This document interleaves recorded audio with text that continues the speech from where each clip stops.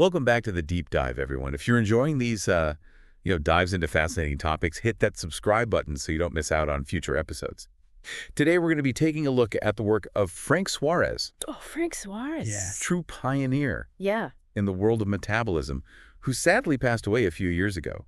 He dedicated his life to helping people achieve better health, and his insights continue to make a difference today. absolutely. We're specifically diving into his 4-step plan to conquer belly fat, which he laid out in his video, 4 Pasos para Vencer la Grasa Abdominal. Right. It's a topic that resonates with almost everyone, right? Absolutely. Belly fat is a common concern, and Suarez's approach goes beyond the usual diet and exercise advice. He really delves into the root causes, emphasizing the often overlooked role of stress. Okay, so let's unpack this connection between stress and belly fat. Okay. What exactly was Suarez's thinking here? Well, Suarez's core premise was that when we experience stress, our bodies release glucose into the bloodstream. Now, ideally, we'd use that energy to deal with the stressful situation, the classic fight or flight response. But in our modern world, we're often dealing with chronic low-grade stress, and that excess glucose has nowhere to go.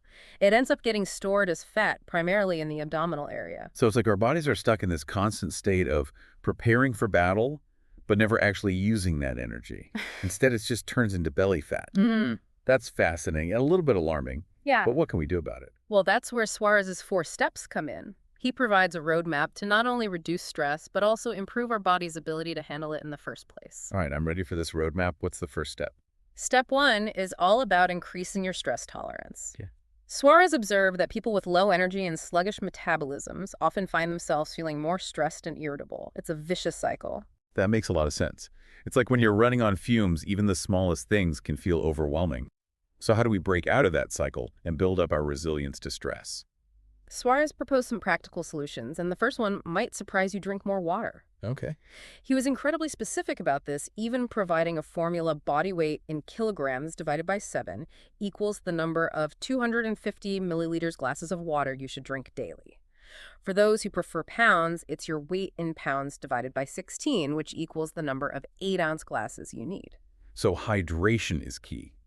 But what does water have to do with stress management? Well, Suarez argued that water is essential for cellular energy production. Think of your cells like tiny factories. They need water to function properly. When you're dehydrated, these factories slow down, leading to lower energy levels and reduced ability to cope with stress. Proper hydration, on the other hand, keeps those factories humming, boosting your energy and increasing your stress tolerance. It's amazing how something as simple as drinking enough water can have such a profound impact on our overall well-being.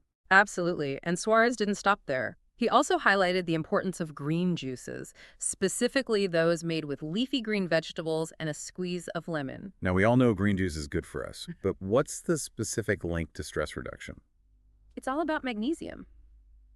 Leafy greens are packed with this mineral, which acts as a natural relaxant and plays a crucial role in regulating cortisol, a key stress hormone. When your magnesium levels are optimal, your body is better equipped to handle stress and prevent those cortisol spikes that can lead to fat storage. So the more magnesium we have, the calmer we feel, and the better we can handle whatever life throws our way. And the lemon in the juice, is that just for taste? Lemon actually enhances the absorption of nutrients from the greens. Plus, it adds a refreshing flavor that makes those green juices more palatable. Okay, so we've got hydration and green juice covered. Mm-hmm. Any other dietary recommendations for boosting stress tolerance? Yes. Suarez was also a big advocate for salads, again emphasizing the importance of those leafy greens and their magnesium content.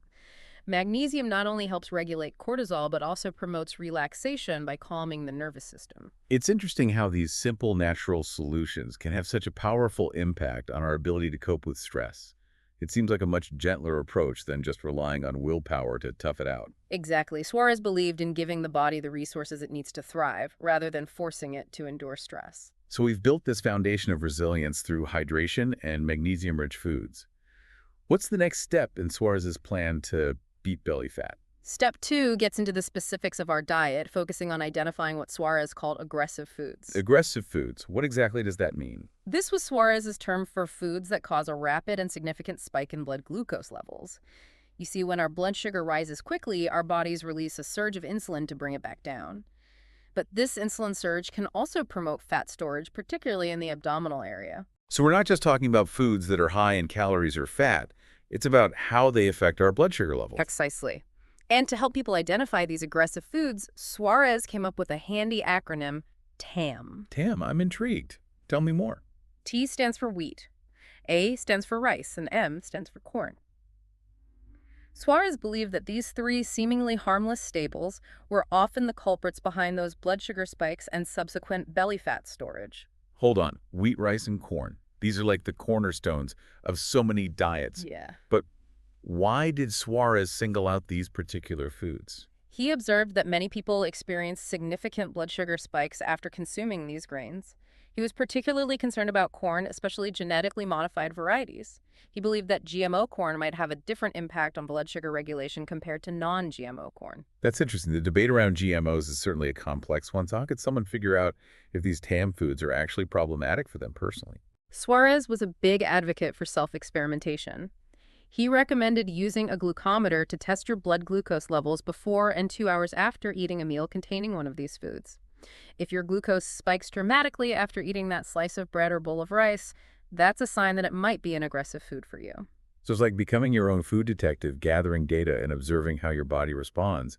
It takes the guesswork out of dieting and allows for a truly personalized approach. Exactly. It empowers you to make informed choices based on your unique physiology.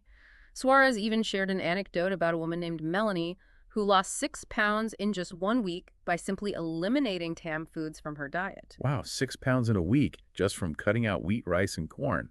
That's pretty compelling evidence for giving this TAM experiment a try. It certainly highlights the potential impact of identifying and eliminating those trigger foods that might be contributing to belly fat. Okay, so we've tackled stress tolerance through hydration and magnesium, and we've started to identify potential food aggressors with the TAM experiment. This is already a lot to take in, but there are 2 more steps in Suarez's plan, right? That's right. And they address equally important aspects of our overall well-being. All right, ready for the next piece of the puzzle. What does step 3 entail? Step 3 shifts our focus from managing internal stressors like blood sugar fluctuations to dealing with the external stressors that bombard us daily. Suarez believed that these external stressors could also disrupt our nervous system and contribute to belly fat accumulation. It's fascinating how he connected these seemingly separate aspects of our lives.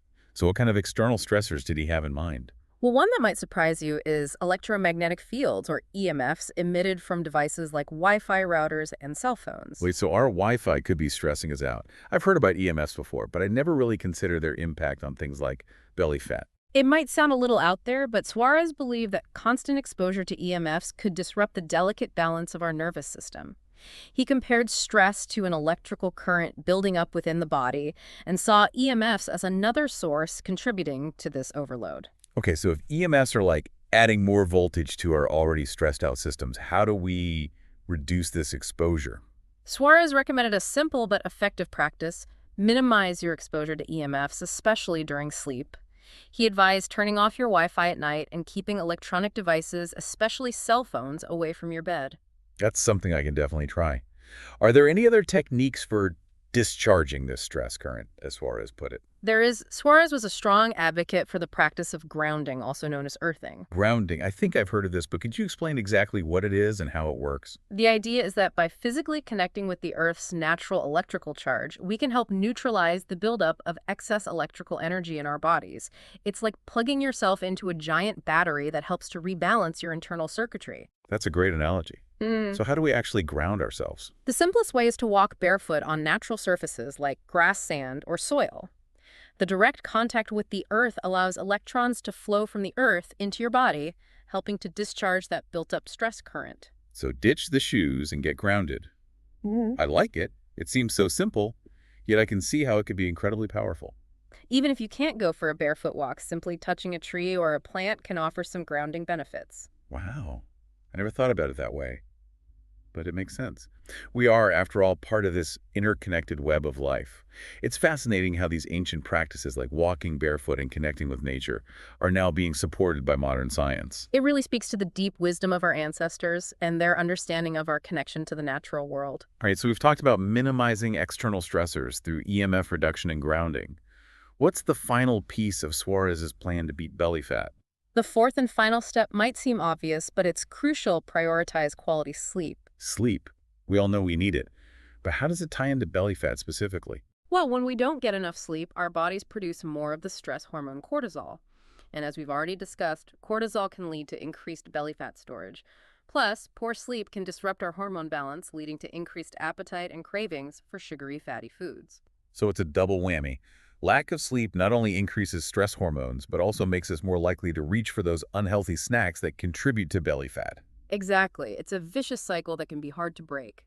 But by prioritizing sleep, we can help regulate our hormones, reduce stress, and make healthier food choices. Okay, I'm convinced I need to make sleep a priority. But for many people, getting a good night's rest can be a challenge. Any practical tips from Suarez on how to improve sleep quality? He was a firm believer in creating a dark and quiet sleep environment. Light and noise can disrupt our sleep cycles and prevent us from reaching those deep restorative stages of sleep where our bodies do their best repair work. He suggested using blackout curtains, an eye mask, and earplugs if necessary to minimize distractions. Those are great practical tips. It's easy to underestimate how sensitive we are to light and sound, especially when we're trying to sleep. What about diet? Does what we eat before bed affect our sleep quality? Absolutely. Suarez recommended a light dinner a few hours before bed and advised against eating stimulating foods like red meat pork or excessive fats close to bedtime. So no late-night bacon cheeseburgers. Got it. What about supplements? Did Suarez recommend anything specific for sleep? Suarez often highlighted the importance of magnesium and potassium for their calming effects and sleep-enhancing benefits. Remember those leafy greens we talked about earlier? They're great sources of magnesium, which can help relax muscles and promote a sense of calm. Right, and for potassium, we can add foods like bananas, sweet potatoes, and avocados to our diet. It's amazing how these food choices can influence so many different aspects of our health, from stress management to sleep quality. Food really is medicine when we understand how to use it wisely. Suarez also recommended a specific breathing technique to activate the parasympathetic nervous system, which is responsible for our body's rest and digest response. A breathing exercise for better sleep. I'm all ears. It's incredibly simple but effective. You focus on short inhales and long exhales. This type of breathing helps to slow down the heart rate, calm the mind, and promote relaxation. Short inhales, long exhales. I'll have to give that a try tonight. It's amazing how something as basic as breathing can have such a significant impact on our sleep. It's a testament to the interconnectedness of our mind and body. So to recap, Frank Suarez's 4 steps to beating belly fat are increase stress tolerance, monitor your food discharge stress, and repair your sleep. It's a holistic approach that addresses not just what we eat, but also how we manage stress and prioritize rest. It really highlights the importance of looking at our health from a whole person perspective. That's the beauty of Suarez's work. He recognized that health isn't about compartmentalizing different aspects of our lives, but rather understanding how they all work together. He encouraged people to look beyond the obvious and consider the subtle ways that stress might be affecting their bodies. Thinking back to Melanie, the woman who lost 6 pounds in a week just by cutting out TAM, it really shows how much of an impact these changes can have. It's inspiring, isn't it? It shows that even small changes can lead to big results when you address the root causes of belly fat. It certainly is. And remember, Suarez's approach isn't about quick fixes or restrictive diets. It's about creating a sustainable lifestyle that supports long-term health and well-being. And you know what else is inspiring? That Frank Suarez was so dedicated to sharing this knowledge with the world. He believed that everyone deserves to feel their best and provided practical tools to make that happen. He was a true advocate for empowering people to take control of their health. His legacy lives on in the countless lives he's touched. Absolutely. He didn't just talk the talk, he walked the walk. He dedicated his life to researching, experimenting, and sharing his findings, always with the goal of helping people improve their lives. He even offered a seminar on boosting the immune system. It seems like he always had something up his sleeve, always thinking of new ways to help people. He was incredibly generous with his knowledge and truly passionate about making a difference. I'm really glad we had the opportunity to dive deep into his work today. It's given me a lot to think about and some practical steps I can take to improve my own health. Well, me too. It's a reminder that true health goes beyond just the number on the scale. It's about understanding how our bodies work, managing stress effectively, and making choices that support our overall well-being. Absolutely. And even though Frank Suarez is no longer with us, his work continues to inspire and empower people around the world. His legacy lives on in the countless lives he's touched. That's a beautiful way to put it. And speaking of legacy, one of Suarez's most important messages was that knowledge is power. He believed that when we understand how our bodies work, we can make informed choices that support our health and well-being. And he didn't just talk the talk, he walked the walk. He dedicated his life to researching, experimenting, and sharing his findings with the world. He was a true pioneer in the field of metabolism and a passionate advocate for natural health. So as we wrap up this deep dive, I want to leave our listeners with a challenge. Take one thing you've learned today, even something small, and put it into practice. It could be drinking more water, trying a green juice, or taking a few minutes to ground yourself in nature. Or maybe it's turning off your Wi-Fi before bed, or incorporating some deep breathing into your routine. Whatever resonates with you, make a commitment to yourself to try it out.